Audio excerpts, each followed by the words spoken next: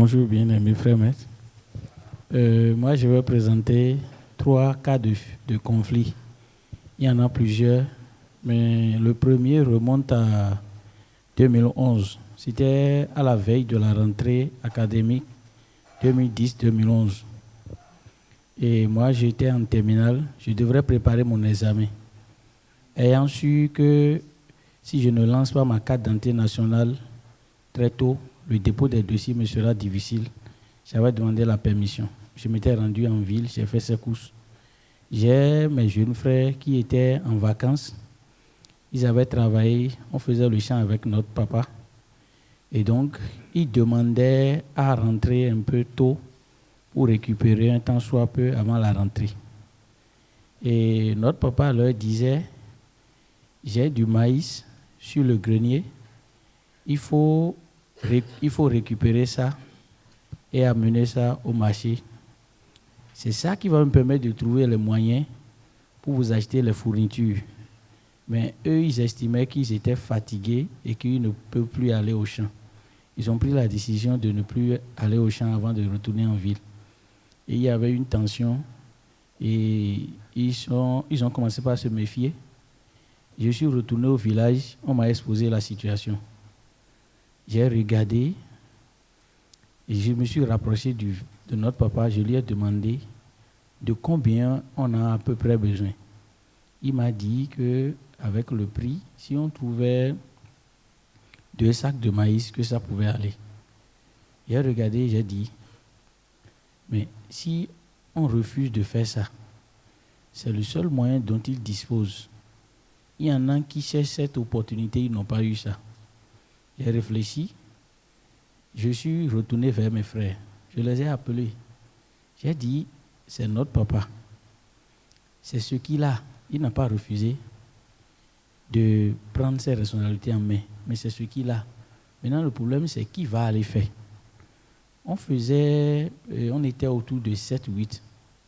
J'ai dit, mais le nombre que nous faisons là, si on va faire le travail demandé, il nous faut combien de jours? À peine 2 jours au plus. Finalement, j'ai réussi à leur parler. Ils ont accepté. Moi, je suis retourné vers notre papa. Je lui ai dit, bon, on va faire le travail. Et on est parti au champ. C'est une journée de travail, mais on a réussi à récupérer jusqu'à 5 sacs de maïs. Et la vente a été faite. Chacun a eu satisfaction. Donc, il a fallu mon intervention. Ça, c'est un premier cas de conflit familial. Le deuxième cas, c'était entre mon frère aîné et moi. Et il y avait eu un problème lié à mon acte de naissance, mon jugement. Et pour faire le passeport, on disait qu'il fallait faire une procédure au tribunal pour procéder à une annulation de l'acte pour avoir un jugement supplétif. Et j'ai un cousin que j'avais aidé à faire son dossier. Et lui, il était dans la situation. Étant dans la même situation, j'ai voulu anticiper. Et donc, j'avais lancé la procédure et il faut aller faire ça dans le tribunal de ta localité de naissance. Et je suivais des cours d'anglais ici. Donc, je quittais Cotonou à moto. J'allais. J'ai déjà fait 3 allers-retours. Et le dernier aller-retour que j'ai fait, c'était en février. J'étais parti pour retirer le jugement supplétif. Quand mon frère aîné m'a appelé un jeudi pour me dire qu'on lui a demandé un papier qu'il doit rendre au service le vendredi.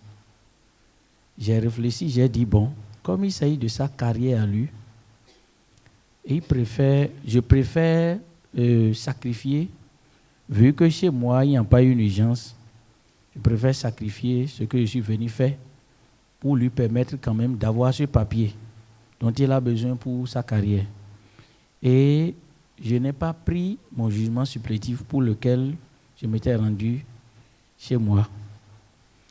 Et j'ai récupéré le papier. Il m'avait dit que, puisque lui, il est à Lokoga, il m'avait dit, une fois arrivé à Boycon, tu iras sur le parc, tu vas essayer de trouver des Émiliamans. Tu vas leur confier le papier. À leur arrivée, je vais prendre le déplacement en charge. Et sur le chemin arrivé à Boycon vers Passagon, moi ma moto a commencé par avoir un souci et donc je ne pouvais plus rouler et aller plus vite. Tout doucement arrivé à Boycon, j'étais allé sur le parc, j'ai vu un monsieur, un Émiliamant, je lui ai exposé les faits. Il a pris le papier et moi j'ai continué. Je l'avais appelé pour lui dire que j'ai eu une difficulté avec ma moto. Donc j'étais revenu à Calavi vers 15 heures comme ça.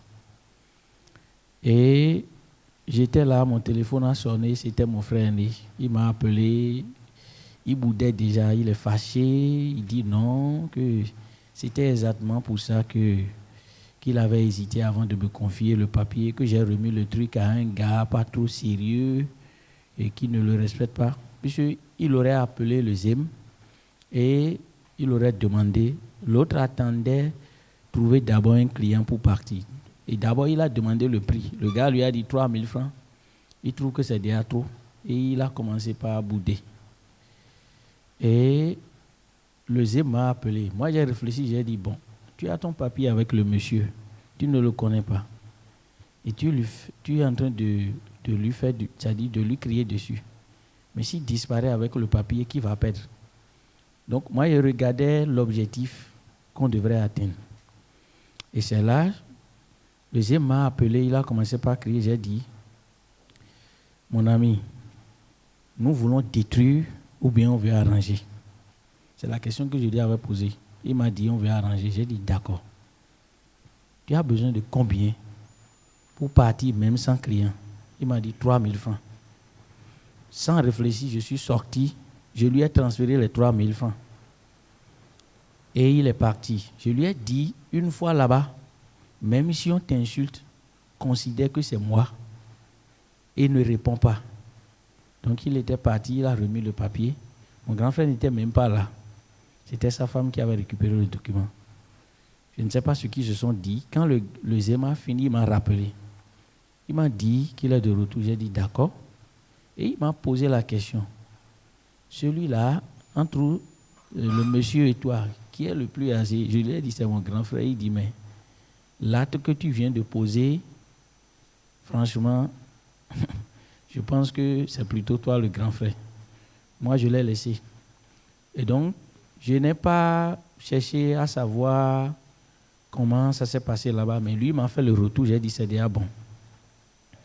Et c'est là maintenant, j'étais là, quand mon frère est né, j'ai constaté un message sur le téléphone. Je suis allé voir, j'ai vu qu'il m'avait transféré le transport que j'avais remis aux ZEM.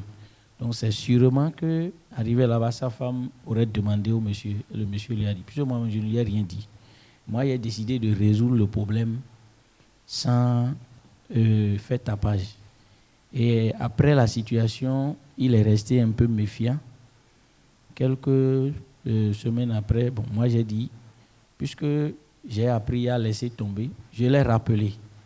Et c'est comme ça que le courant a commencé par passer.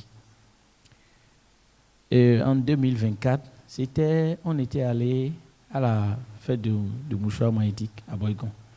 On a un oncle qui est en France et qui devrait venir en vacances. Notre papa nous avait informés. Moi-même, j'ai eu l'information à la veille. Et il a raté son premier vol. Il était venu le samedi soir. Donc, j'ai quitté l'événement et je me suis rendu chez lui. Et quand il est venu, on lui a pris une SIM d'ici, du Bénin. J'ai pris le téléphone pour appeler mon frère aîné. Je lui ai communiqué le numéro pour dire, voilà le numéro que l'oncle utilise ici. Mais je ne savais pas que ça là que je faisais, je me créais déjà d'ennui. Il m'a répondu et moi j'ai décodé à travers sa voix qu'il cachait un sentiment. Et c'est après maintenant, il me rappelle pour me dire que et il me fait confiance et que moi je l'ai trahi, que moi j'ai eu l'information que l'oncle venait depuis et que je lui ai caché ça. J'ai dit, mais détrompez-vous. Moi-même, j'ai eu l'information à la veille, comme lui dit non, que je suis plus proche, qu'il est su, que j'ai été informé, que comment on est proche. Donc, il était dans les préjugés. Et vu que moi, j'ai eu déjà des connaissances sur ce que c'est que les préjugés, j'ai compris. J'ai voulu le ramener à la raison, mais il ne cédait pas. Donc, je lui ai dit que pour le moment, si on va se parler, on va mal se parler, que moi, je préfère qu'on s'appelle après.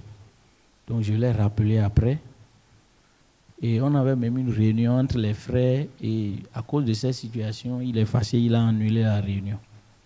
Je l'ai rappelé après pour lui demander, pour qu'on puisse échanger. Mais dans nos échanges, je lui ai posé un certain nombre de questions, juste pour le mettre devant les faits accomplis. Mais il a pris ça comme un défi, un affront. Il s'est fâché, il m'a même menacé et puis il m'a coupé. Il ne m'appelle plus, il n'a pas appelé l'oncle. Pendant tout le temps qu'il est resté au pays, il est retourné. Et donc, on est resté comme ça, il est resté sur ses gardes, il ne m'a plus appelé. Moi, j'ai regardé, j'ai dit, mais avec toutes les expériences que j'ai eues en venant à l'ISEP, je pense quand même que je ne vais pas laisser cette situation nous éloigner. Donc, je suis resté là et c'est en décembre que j'ai décidé de le rappeler. Et je l'ai appelé, je vous assure tout, ça n'a pas sonné 3 fois. C'est comme s'il attendait l'appel. Mais il ne voulait pas m'appeler. Et c'est comme ça que j'ai remis maintenant les choses en ordre. Donc, il y a eu des situations comme ça, il y en a eu plusieurs fois. Mais c'est les cas les plus pratiques que j'ai eu à gérer. C'est c'est la méthode que j'utilise à chaque fois pour gérer ça. Parce que ici, j'ai parlé de méfiance, c'est à un haut niveau où, bon, pour un rien du tout, chacun veut se ranger. Donc, je suis obligé à chaque fois d'aller vers eux. Donc, c'est comme ça se passe. Mais il y en a toujours. Ça ne manque pas. Merci beaucoup. Bien-aimé frère Maître, la liste des intervenants est épuisée. Je laisse choix ma parole. Si. Bon, je ne sais pas quelle impression, tout ce que nous avons entendu, quelle impression ça vous a fait. Est-ce que vous avez le sentiment, si vous sortez de là maintenant et vous êtes à la porte, on vous demande de dire ce que Panakwa a dit là? Dites-nous. Est-ce que quelqu'un peut reprendre? Je vous pose la question. Si vous sortez, on dit, bon, le Koyo bienvenu à parler, il a dit quoi? Il est le seul peut-être à retenir ce qu'il a dit. C'est pareil pour Apovo Léonard, c'est pareil pour Atima Djegaï, tout ça. Ça veut dire qu'il y a un problème au niveau des récits. Et si le récit, on n'a pas une méthode claire pour présenter les faits, pour que le narratif soit, ça veut dire qu'on est parti pour ne pas résoudre un conflit.